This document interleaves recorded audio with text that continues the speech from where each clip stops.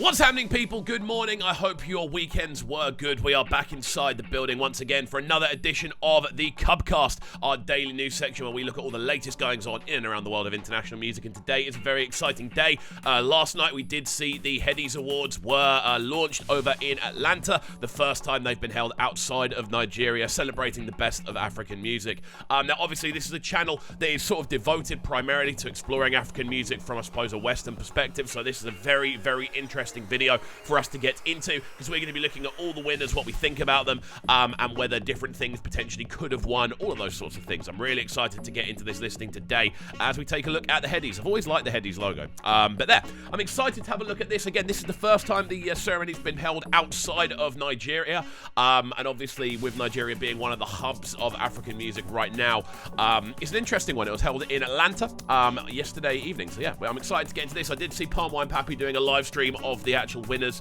as the awards were coming out, but we're going to break everything down as we go, which should be really exciting. Opening up with Celebrate Me by Patoranking winning the best recording of the year. This is a really surprising one. I thought a different track would potentially win it. I didn't realise this was a track that had been celebrated so much, if we're going to pardon the pun again. I'm a massive Patoranking fan. I love what he does vocally, and I love the kind of fusion that he's able to bring between dancehall and Afrobeats as influences.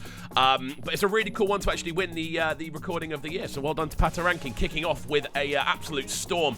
And obviously we do then move on to the next project, which is the album of the year, which actually went to the Made in Lagos Deluxe edition. Now this is potentially up for a bit of debate. I know we've had a few of the bigger albums drop recently. I think they've actually landed outside the period of consideration, with Love Damini being one, and of course the new Fireboy DML Playboy album, obviously Omar Lay's album as well. But it's interesting to see that the Made in Lagos Deluxe edition is actually the most celebrated project over the last 12 months.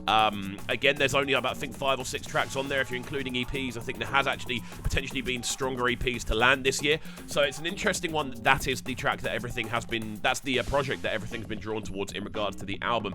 Whether they're including the originals as part of that, the deluxe edition, rather than just the extended version, I don't know, but interesting nonetheless. We do see another big win for WIZKID as the song of the year actually goes to Essence WIZKID featuring TEMS. I think this was a fairly obvious one. I think the only other track in the sort of bracket would be Love No Entity, but I think that's probably outside the period of the consideration, and obviously Essence was re-released on the Made in Lagos Deluxe, so I'm assuming that's the way they've kind of gone around it. The best female artist actually went to TEMS, and the best male artist went to BURNA Boy, not WIZKID, and obviously BURNA Boy over the last year has been phenomenal, but so has Wiz. These two have really been battling out for me in that sort of position of top dog in this industry for a while. But again, TEMS for me flying clearly very high at the top at the moment in regards to female artists coming out of the Afrobeat sound in general. You look at what she's been doing show-wise.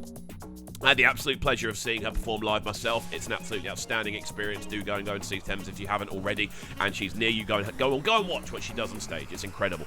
But also obviously smashing together the sort of Billboard charts and showcasing just how many bangers she has in there. There was a point where she had the most bangers in there out of any artist worldwide, which is such a cool thing to see.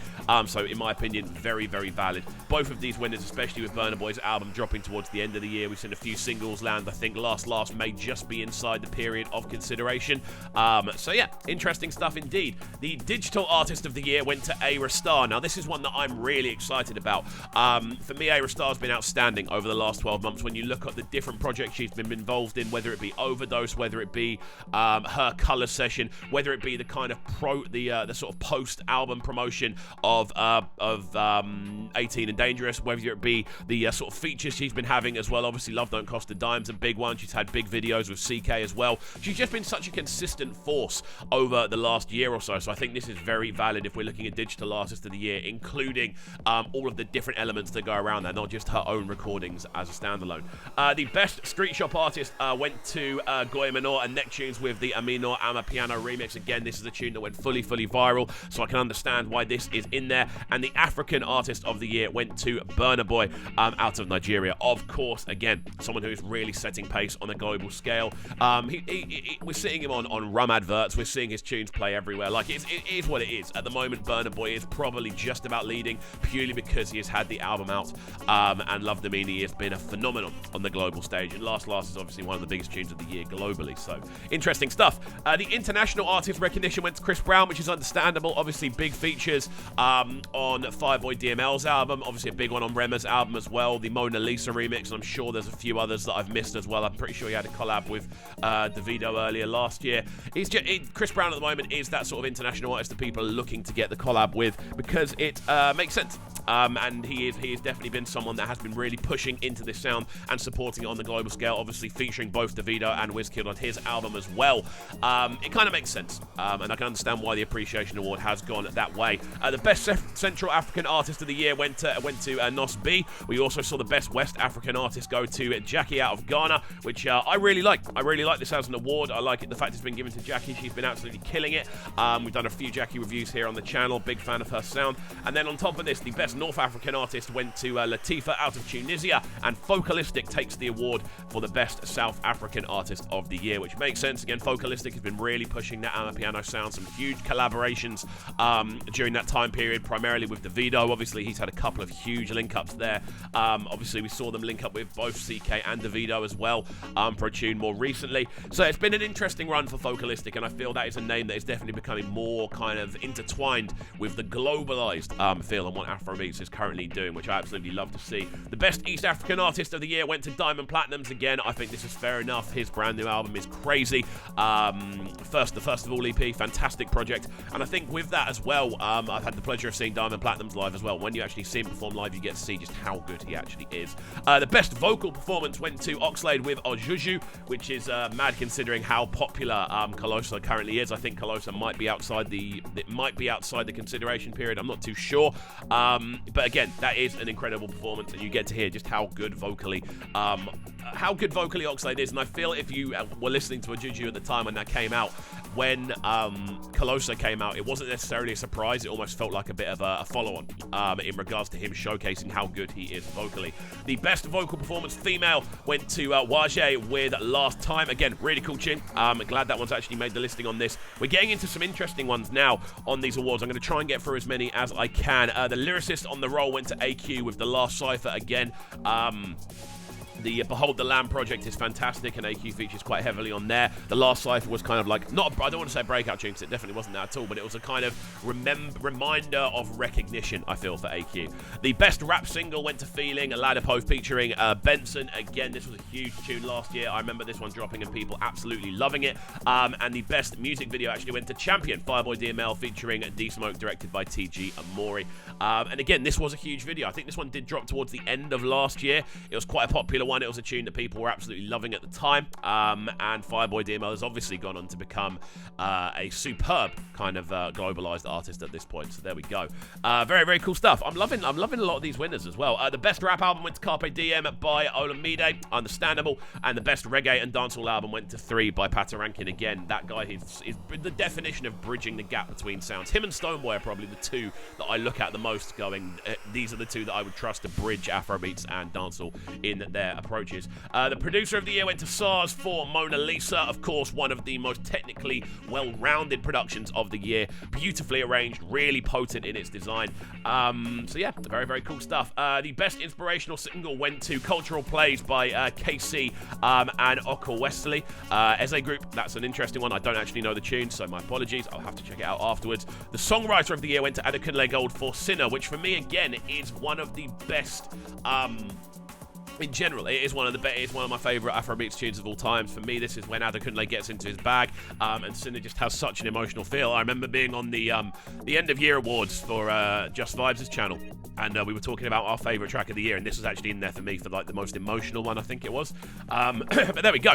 Moving forward then, the best R&B single went to Essence, WIZKID featuring TEMS. Interesting that that's not being classed as an Afrobeat single on these awards. And we also see the best Afrobeat single going to Peru, which again, very understandable when you look at how big a deal that tune has been around the globe this year. Incredible stuff. The best alternative single went to Doings by Flavor. Again, a tune I have heard, but I cannot remember off the top of my head, so I won't dwell too long on it. And the best alternative album went to Intermission by Ibeji. So there we go. Some interesting ones in the special recognition section, the outstanding impact and on the entertainment industry. Effie Omorgabe went to, you also have one for Sunday R, for one for Bose Ogulu, and a special recognition for talent to D Banj. The HEADIES Viewers' Choice Award went to Ayra Starr for Bloody Samaritan, which again, it's an incredible album, and I'm happy to see that Ayra Starr is actually getting the flowers that I feel she does truly deserve. She's absolutely smashing it right now. Do make sure you check out the interview we had with her on this channel. It's a little bit older now, but it'll be from around the time just after Bloody Samaritan dropped, and she's talking about the kind of, I suppose, the explosion the album had on her career. So there we go. Moving forward. Sorry about that. My voice is a little bit dry this morning. Benson actually went on to win the Next Rated Award, which is kind of always seen as a real kind of celebration of the future within these awards. And I think Benson is definitely someone who has been validated in that award. You look at the other people nominated. Ayra was nominated. Ruger was nominated. And a couple of other big names in there as well. So it makes sense. I think Benson has been so consistent over the course of this year. I think he has been so consistent in regards to features, releases, and now obviously the EPs out there as well. That's definitely outside the period of consideration, but there's no doubting that Benson has earned that through pure consistency more than anything else. The best R&B album went to If Orange Is a Place by TEMS. Again, a project which has absolutely slapped up the US Afrobeats Billboard charts, even though it's down as an R&B album. I feel there is a bit of a crossover, especially with the kind of American market looking in, and that's a project that has done so well, and so many people absolutely adore, so not mad at that at all. We then see the Rookie of the Year going to Fave, which is great to see. I love the fact that Fave is getting the recognition. Obviously, she had a wicked EP out earlier this year, and Baby Rhythm is again one of the best sort of one-drop tunes we've heard over the last 12 months. So fantastic stuff for Fave, and the Humanitarian Award of the Year goes to David. So there we go. Those are the winners. Guys, I'm keen to hear your thoughts. Were you expecting other people to take the dubs? Were you expecting, for instance, Essence to be classed as an Afrobeats tune in this, or are you happy with it being classed as an R&B tune? This is the first time the awards hasn't been held in Nigeria as well. Do you think this may have had a kind of sway on how the awards and the winners were actually given out? Would you have changed any of the award winners? Let me know all of your thoughts in the comment section down below. I'm keen to hear your thoughts, obviously, each and every time. We love to explore this sound and explore opinions around it as well, more than everything else, so do get involved. As always, friends, if you are new to the channel as well, do make sure you are getting involved by hitting that subscribe button on the right hand side of the page, turning notifications on, of course, leaving a like, leaving a comment, and all of that good stuff. And we shall see you all next time, my friends. Have a fantastic rest of your day, and peace. Sound them sounding so good right now, but they're sounding a Brighton town. Make sure you subscribe to the YouTube channel right now, CubCast TV. Stay locked.